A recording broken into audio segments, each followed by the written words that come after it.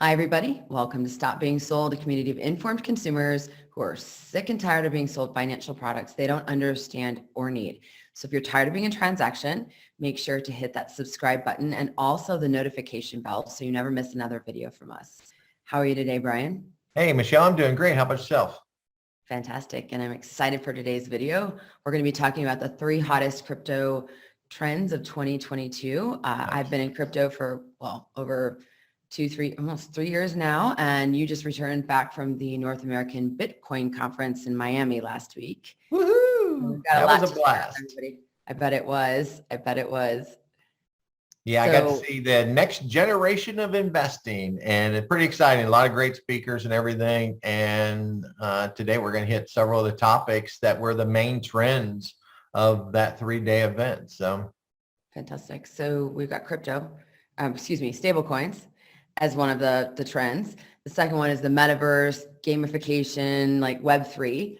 Yep. Is number 2. And then we also have NFTs. So very exciting. Right? I know you've got NFTs that are getting ready to launch. So you're deep in the NFT. I am. It's thrilling. So how about I have a question for you, because you've been in the crypto side of it a lot longer than I have. Sure. And one of the big things that was mentioned there quite a bit was stable coins. Yeah. And with stable coins, also thrown in that category was crypto lending, crypto staking. And right. There was a lot of subjects on that there. So how do you see that taking off for 2022? Yeah. So, first of all, stable coins, let's just define it really quickly. Some people get it. Some people have them and still don't understand really what's going on with them. I should say they hold them. So stable coins are a class of cryptocurrency that they peg the market value to an external asset. So they're pegged to the US dollar or to a commodity such as gold. So they try to keep that, if we're talking US dollars here, dollar for dollar, that peg. So there's not that volatility that you see with other cryptos. And so price stability is one thing. Like, why invest in a stable coin? Price stability. It's super fast. Like, you want to move money around, you want to buy something, it's instant. And then it comes in the lending and staking that you mentioned. I'm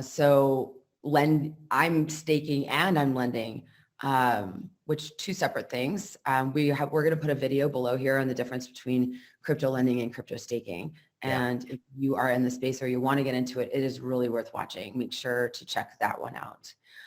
But anyway, so, stable coins, I'm making a lot of passive income off of them, and way better interest that I can get in a bank or on any online savings platform. You're talking like 10%. 10.73 is what I'm getting now with my crypto lending I lend on both BlockFi and Celsius. And lending is just basically where you're lending out your crypto asset. So in this day, we're talking about stable coins. You could lend other things, but you're lending it in order to receive interest. That's pretty much it. And then I'm also staking UST, which is the Luna. It's in the Luna network. It's the Luna stable coin, and its sister coin is Terra Luna, but its UST is specifically a stable coin that's backed, pegged to the dollar. And I'm doing that on Anchor Protocol, and I'm earning almost 20% on just my crypto holdings. And staking just basically is where you lock up your holdings with the motive of, earning rewards for this. You get the same type of, you get the coin back. It's compounded interest is what it looks like at the end of the day. It just continues, it pays out interest. And it depends on where you're staking, and it depends on where you're lending on how often you're paid out interest. Okay. And you can also sometimes choose if you want to be, earn that interest in the same coin or in a different coin, or, it depends on the platform. Yeah, it's funny because I see a lot of different platforms that were there at the event in Miami, and each one had like different rewards, different interest rates, percentages, what you were getting paid back in. Yeah, it was pretty cool. A lot of interest there, and you're starting to see that come mainstream because there was even a bank, a physical bank, a US based bank that was there that was really getting into the crypto lending side of it and paying out some pretty substantial percentages compared to what's available today in our normal banking system. So, and that's how I got into it. As you know, I was like, all right, I want to have this emergency fund. I want to have this, stash of cash. And I had it. I had an online savings account, a high yield, for the past, I don't know, 2-3 years. This is a few years ago, and I was earning way better interest than I could at a bank. Right. And I was like, amazing. And then I saw what some of these stable coins were doing, and I'm like, wait a minute, what? And so I call it making my stable coins make babies. I open it up, and it's just like they just make more. Then there's more of them, and there's more of them, and there's more of them, and it's more of them, and each one of them pays me out weekly. So I'm getting 10 points, whatever it is right now. It's about 10%, and it fluctuates. That's the thing. Some of these platforms do up and down. It'll be at 8, it'll be at 11%. It just depends. But they tell you what it's going to change to. No big deal. I just keep it in there. I don't move it around. And pays out each week. So each week I'm making, and then it just it adds to my balance, and then it just do. And I was like, why would I kept money originally in one of my online savings high yield accounts, and just started a small amount with stable coins because I was unsure, what I was doing. This is about a year ago. And finally I pulled the trigger and moved all the money over there. I'm like, I'm not earning anything. Right. So, it's funny, on Wall Street, you hear every day talking about, okay, so will crypto be a hedge to inflation? Mm-hmm. Well, the story's still out on that, whether it's going to be or not. But what a difference in the interest rates that you're earning and the percentages. You need the numbers that you're showing there. You need them type of rates to offset today's inflation. You're not getting that at a local bank. Nope. You're not. And you're not getting it in any of the online, the high yield. Right. Not even close. Savings platforms that are, that are online. And those used to be amazing. Like you could just get, maybe 1 point whatever percent, but it was way more than you can 1.9 or 2 whatever percent. It was way better than what you could get at your local bank. Exactly. Or I could get at my local bank, I should say. I don't know about the rest of the country, but yeah. So, stable coins are also, there's a lot of chat about regulating them or what have you, and this, that, and the other. So I like them. I also like them to have them around so that when the market drops, the crypto market drops, I can easily just buy more, buy more crypto, whatever, whether it's Bitcoin or Ethereum or ADA or what have you, whatever it is that I'm looking at, it's instant. I don't have to wait for money to come from my bank into an exchange. It's just there. So it makes it a lot easier. Yeah. It's funny. I mentioned a lot of things about the purchasing power of them and how many different companies were now accepting them as purchasing. So you could, let's say they allowed you to purchase with Bitcoin. Yeah. So you could transfer to a stable coin and then purchase with stable coins, or vice versa. There were so many different things you could do, but the processing and transactions were instantaneous. Yeah. That is a huge difference. Absolutely. In today's finance world. And I think that's why Main Street is really trying to come into it pretty heavy. I think as this grows even further this year, you're going to see Main Street trying to adopt to it as fast as they can. So absolutely. Well, so I know that there was a lot of conversation at the Bitcoin conference because I saw a lot of clips and know a lot of people that were there, and also talked to you the whole time. So let's talk about the Metaverse, Web3. That was a big focus. It was a Bitcoin conference, but I know that was a focus. Yeah, there was these 3 trends. That conference was divided over each one of these, and really want to make sure they hit it.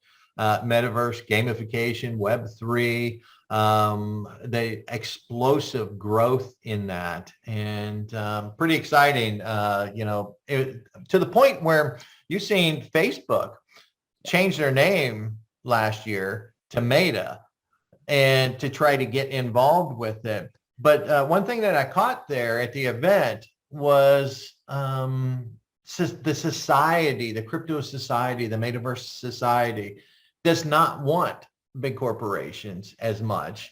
And they would like to keep the middleman out to where metaverse, where they really want to see it go to, Michelle, is an ecosystem that you and I could play a game in different worlds at any given time, no matter where you are in the world.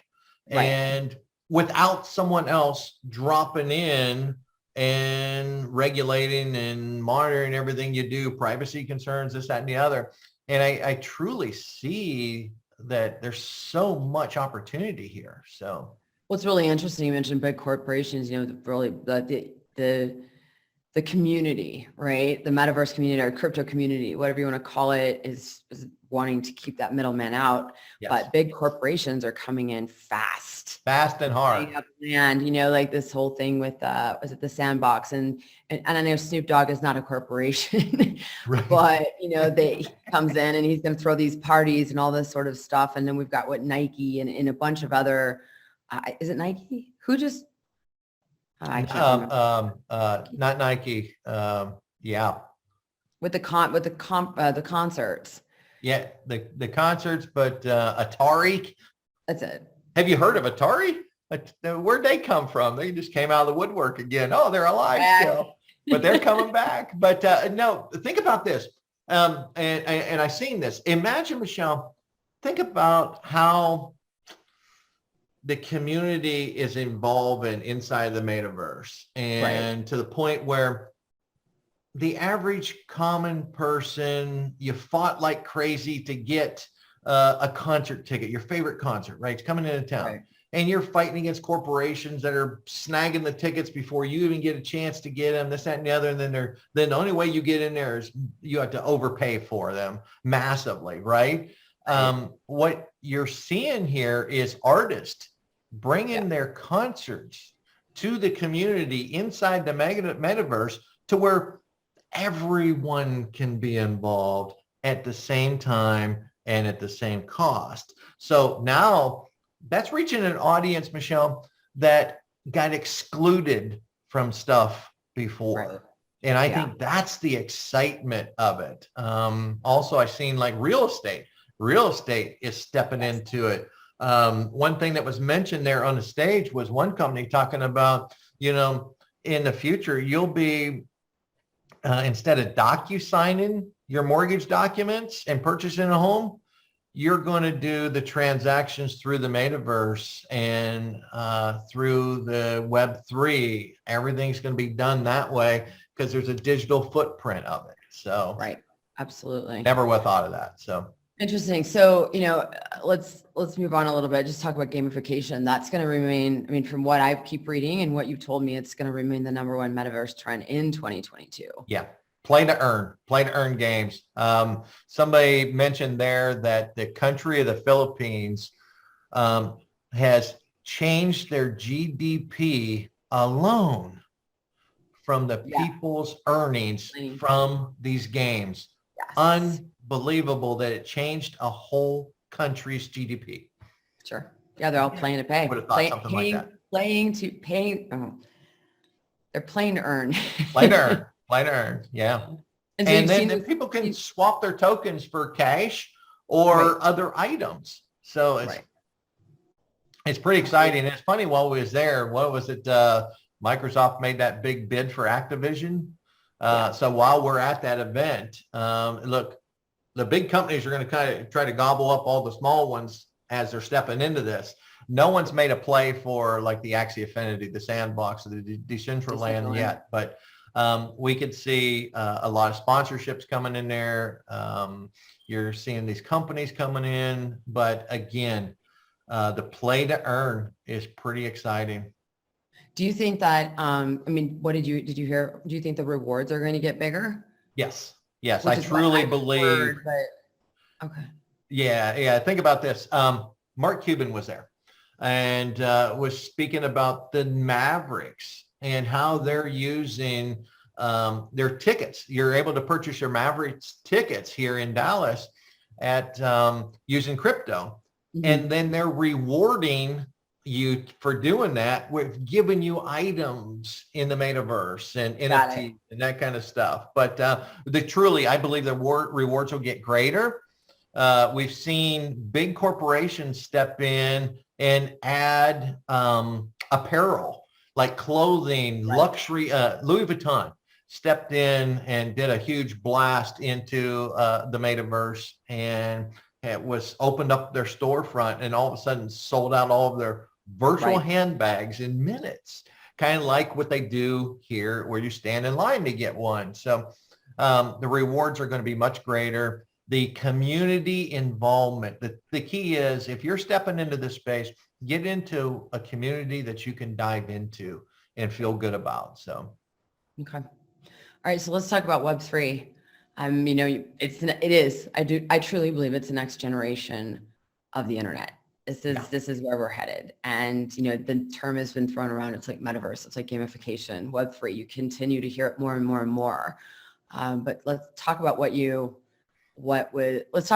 heard. Yeah. And, it was so exciting for me to hear about it because I got started in the industry back in the mid 90s. Mm-hmm. And that was the beginning of the internet, right? And as the old. And by the way, real quick, you got into the industry, meaning the financial industry? Yes, into the financial industry. Back in the mid 90s when I was day trading the internet stocks, right? Because that was the thing to do. And that's how I got started in the business. But Web3 is considered the next generation of the internet. So it's bringing that level of excitement back from the 90s that I think this is the game changer, though, because this will take us decades into the future. You're going to get rewarded for sharing your time, building communities, posting messages, anything along that. And their goal, how they envision this is communities that are truly there to serve others and bringing the high net worth consumer to the poorest people into one community and merging them and say, you know what, we're all the same. Let's do this together. Well, and I mean, the whole point of it is it's decentralized. It's a decentralized space. And I think, not to get too political here, but a lot of people throughout the globe, especially after this pandemic we've had, are tired of the government telling them what to do, all the regulation. And then you get right next to them, bigger corporations who are literally stealing and taking your data. Your data. It's not stealing. I shouldn't say it. They're allowed to, but it's fine print we're not reading or what have you, and they're gobbling up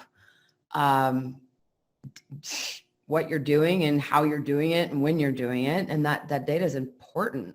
It is, and that's how they sell to us. And so, anyway, I'm sorry. It was good though. I'm glad you mentioned that because it was mentioned multiple times about that, and with some of the conversations I had with people that I met there from all over the world.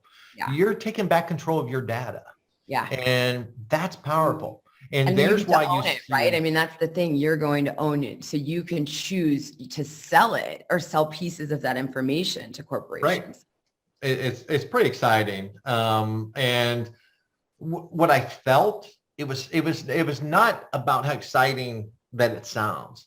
It was what I felt sitting in them rooms, the community, what they were saying, how excited they were. And it's different. It's a movement. It truly is a movement into the next generation. That's why you're going to see a lot of, from the traditional finance space, the big corporations, they're going to try to figure out how to get in there. Well, you may try to figure out how to get in there, but the community's in control to where they get to keep you. Well, it's about the power of the people. It truly is. And it was exciting. I had never seen that type of movement and how passionate these people were of this next generation, that they're finally feel that we're in control of it. So. Right. Absolutely. Woo, good stuff. All right, let's move on just for the sake of time, NFTs. And this is where I'm going to turn it over to you because this is an area I know, let's just start with. NFTs are non-fungible tokens. Yep. And we are growing fast. So I'm just going to turn it over to you, and why don't you talk to us about it, because this is not my wheelhouse. Yeah, this is this is something that I wanted to step into with my grandkids. Mhm. And so one of the reasons I went to the Miami event was to learn about this side of it.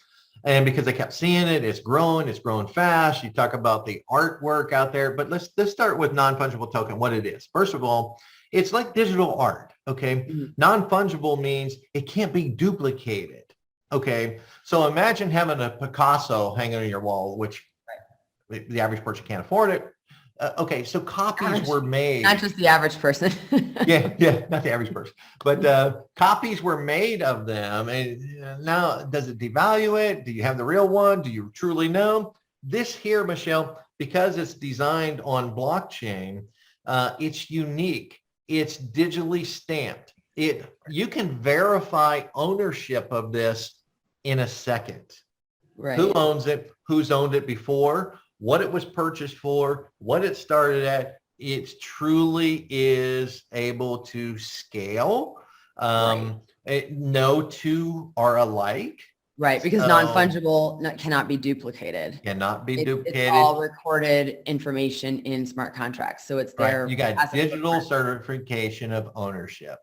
It's yours. Okay. You're going to see this explode. It already did, because in 2020 there was 100 million of them sold or something like that. Last year went to 88 billion.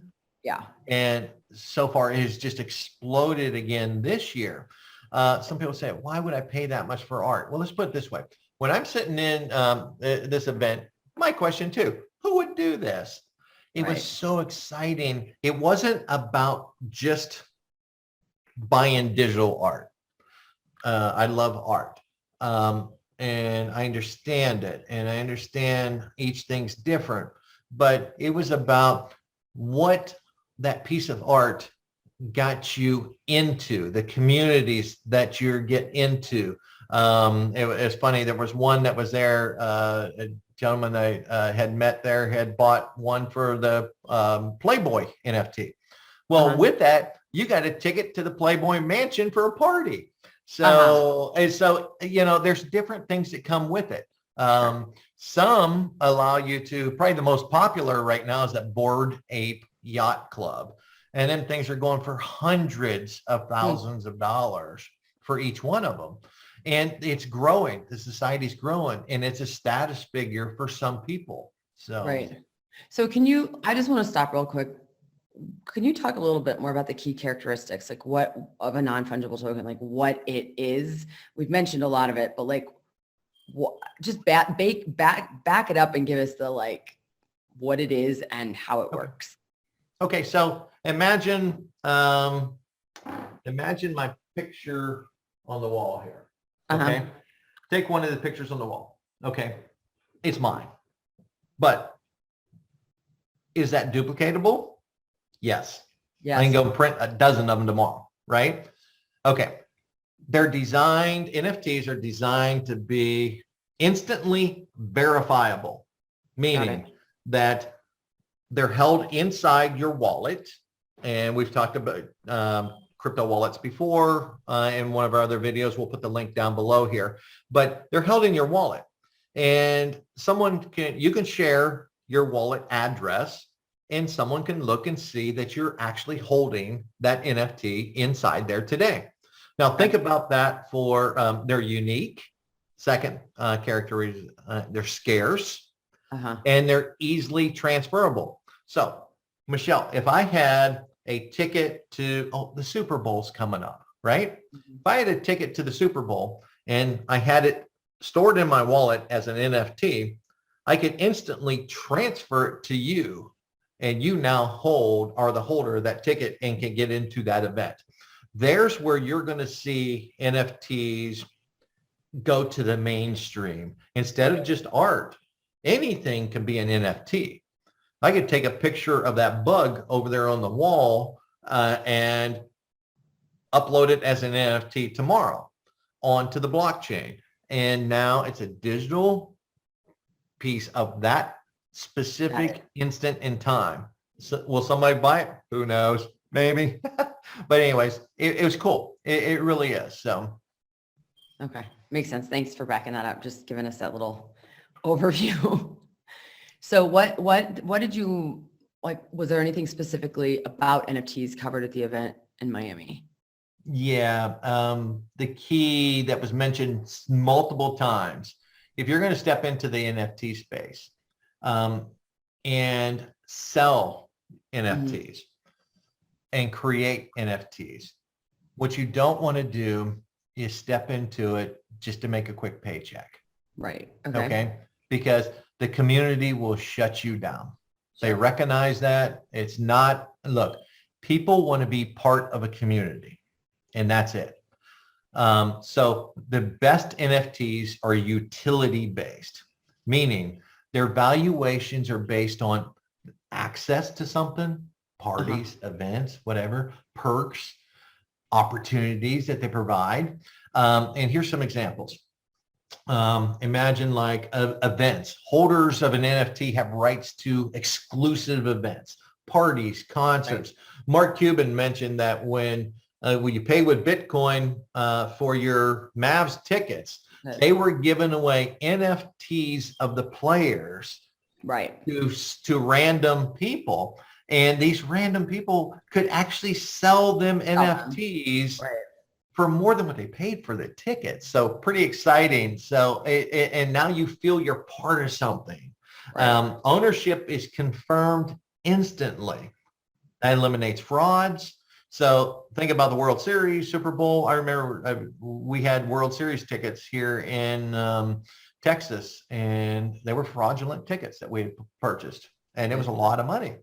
Yeah. So that was down the tubes, but that just happens.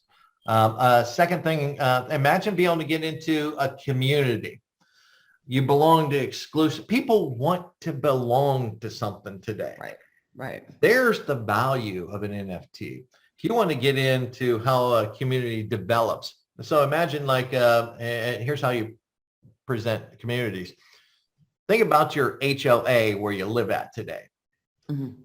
Are you part of that? Do you get any input on what happens in a community, or are you just a small fish in a big sea? Right. And you're told what to do. And you're told what to do. Well, inside these NFTs, the communities, it gives you certain rights to how future NFTs are developed inside that community, how the community grows, how it expands. And then another big feature. This is where, remember, you keep hearing the word starving artist. We've heard that all of our life, right?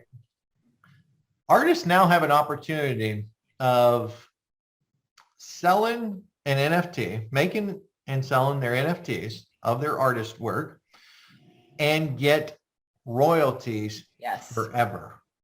Right. This is huge. It doesn't matter who the owner is. Every time it's sold, they're getting royalties for that. Yeah. So if you're the artist, you're the creator of it, and you mint it, and that's what you have to do. So when you create it, it's called minting onto the blockchain. Once it's created and minted on that blockchain, it verifies that you were the founder of it, and you get to set the royalties for every time that NFT is sold in the future, forever. This is exciting. And game changing for a lot of people, for a lot of artists. So think about the Bored Ape Yacht Club, 10,000 of them, and they were less than $100 a piece. Right. In the beginning. Now they're selling for $300,000 to $500,000 a piece. Imagine if you just set a 10% royalty on that. You made more money than you've ever thought you could ever make off of it. So there's a huge income opportunity there if you design it the right way. Well, and Brian, you mentioned earlier, just this isn't about making a quick buck and flipping something. The community will understand it. And this is another reason you want to build something that will not only contribute to people's lives, but also contribute to the community and have value later on. For this, if for nothing, just for this reason alone. Because if you build something that has value and that is something, that's not just a piece of crap, right? Right. It's not just about the money. Don't do this. Our artistry has never been about that anyways. Right. I mean, and what a great place to have it at was in Miami, and it was just, the excitement was there, definitely was there. So awesome. All right, so we covered NFTs, Metaverse gaming, and Web3, which is all looped into one, and then stable coins. So that's what we've got. Is there anything else you want to add, Brian? I just want to say that this is, it's really starting out that this is going to be an exciting year. These are the three big trends to truly watch in this space this year. And I'm really excited about it. And get involved, learn about it. Just, I mean, even if it, for me, NFTs aren't my thing right now, but I'm learning and watching people, and I'm learning a lot from you, Brian, and some other friends that are launching or have launched NFTs, I should say. Hey, I'm doing it with my grandkids too. Get them involved, your kids, your grandkids, your next generation. This is the future. So imagine helping build AOL Mail, which was the big one back in the day. Right. So you're at the beginning stages of something that could change your family's lives. Right. And you have rights. I mean, you can contribute to. You're in control. Right. Awesome. I love it. All right. Well, on that note, if you liked the content of this video, we'd love the thumbs up sign. It helps us grow our channel and also lets us know that you like the content of our videos. And don't forget to subscribe and hit the notification bell so you never miss another video from us. Thank you so much, Brian, for this today. I think that was a really good video. And I hope anyone who's watching, if you have questions, comments, want to chime in, put your opinion down below in the comment section. It really helps us decide on what we want to do for our next videos, and just gives us the feedback's helpful. Thanks, everyone. Thank you, everyone. Bye-bye.